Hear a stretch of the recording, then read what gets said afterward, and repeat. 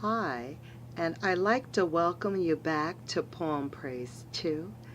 And uh, for the last edition of our extraordinary African Americans in this book, I have for you today, or shall I say tonight, is Elizabeth Eckford's account of day one at Central High School. And it goes like this. You remember the day before we were to go in? We met Superintendent Blossom at the school board office. He told us what the mob might say and do, but he never told us we wouldn't have any protection. He told our parents not to come because he wouldn't be able to protect the children if they did. That night, I was so excited I couldn't sleep. The next morning, I was about the first one up. While I was pressing my black and white dress I had made it to wear on the first day of school, my little brother turned on the TV set. They started telling about a large crowd gathered at the school. Before I left home, Mother called us into the living room. She said we should have a word of prayer. Then I caught the bus and got off a block from the school. I saw a large crowd of people standing across the street from the soldiers guarding Central. Now, as I walked on, the crowd got suddenly very quiet. Superintendent Blossom had told us to enter by the front door. I looked at all the people and thought maybe I'll be safer if I walk down the block to the front entrance behind the guards. At the corner, I tried to pass through the long line of guards around the school so as to enter the grounds behind them. One of the guards pointed across the street. So I pointed in the same direction and asked whether he meant for me to cross the street and walk down. He nodded, yes. So I walked across the street, conscious of the crowd that stood there. But they moved away from me. For a moment, all I could hear was the shuffling of their feet. Then someone shouted, "Here she comes. Get ready." I moved away from the crowd on the sidewalk and into the street. If the mob came at me, I could then cross back over so the guards could protect me. The crowd moved in closer and then began to follow me, calling me names. I still wasn't afraid, just a little bit nervous. Then my knees started to shake all of a sudden, and I wondered whether I could make it to the center entrance a block away. It was the longest block I ever walked in my whole life. Even so, I still wasn't too scared because all the time I kept thinking that the guards would protect me. When I got right in front of the school, I went up to a guard again, but this time he just looked straight ahead and didn't move to let me pass him. I didn't know what to do. Then I looked and saw that the path leading to the front entrance was a little further ahead. So I walked until I was right in front of the path to the front door. I stood looking at the school. It looked so big. Just then the guards let some white students go through. The crowd was quiet. I guess they were waiting to see what was going to happen. When I was able to steady my knees, I walked up to the guard who had let the white students in. He too didn't move. When I tried to squeeze past him, he raised his bayonet, and then the other guards closed in and they raised their bayonets. Excuse me. They glared at me with a mean look, and I was very frightened and didn't know what to do. I turned around, and a crowd came towards me.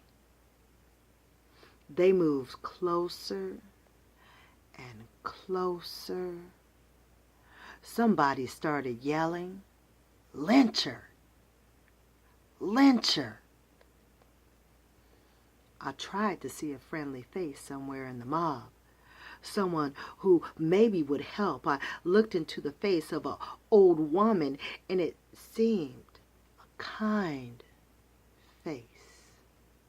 But when I looked at her again, she spat on me. They came closer, shouting, "No nigger bitch is going to get in our school. Get out of here." I turned back to the guards, but their faces told me I wouldn't get help from them. Then I looked down the block and saw a bench at the bus stop. I thought, if I can get there, I'll be safe. I don't know why the bench seemed a safe place to me. But I started walking towards it.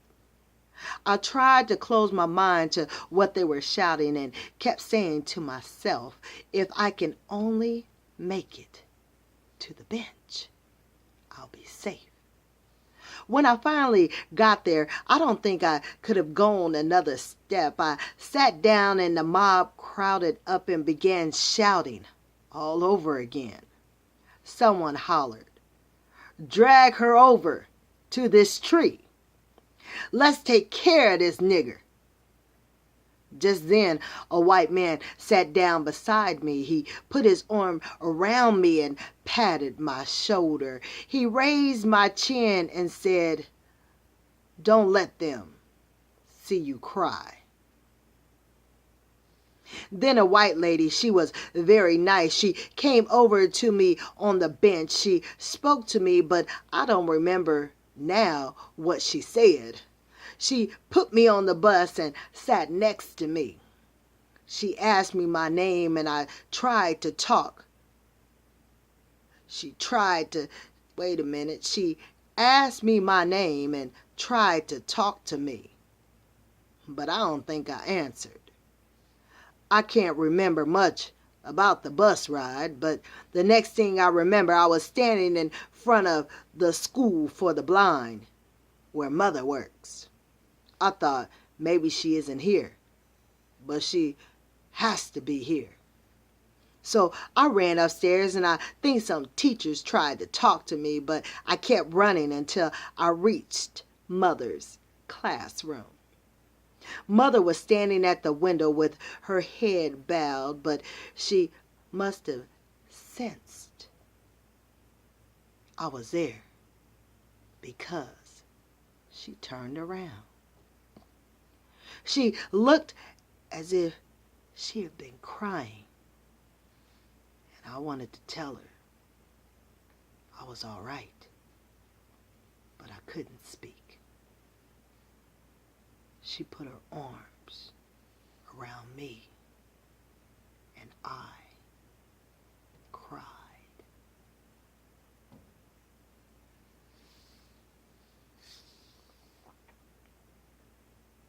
This does conclude the information I have for our extraordinary African Americans, and that's certainly why going to school and education is such an importance for the actual individuals that were before us, that helped pave the way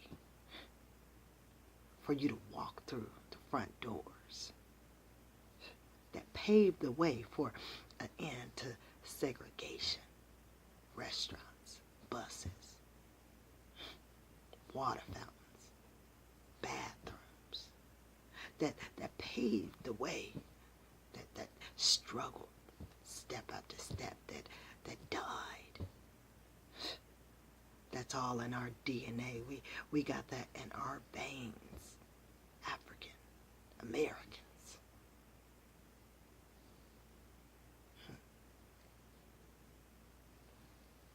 So, this does conclude the book of Extraordinary African Americans by Miss Susan Altman.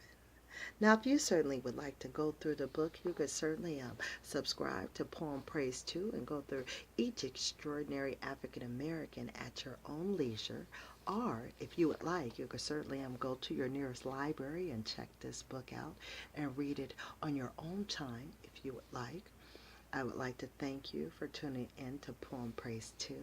I will be coming to you real soon, either with a poem, yes, some Poem Praise 2, or we might start another book. I will certainly surprise you, and I look forward to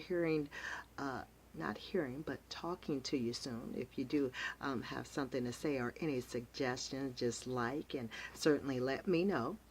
And I will be talking with you a little later, all right? So, you know what I'm about to say.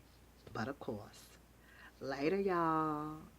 Have yourself a wonderful evening. All right. I'll holler.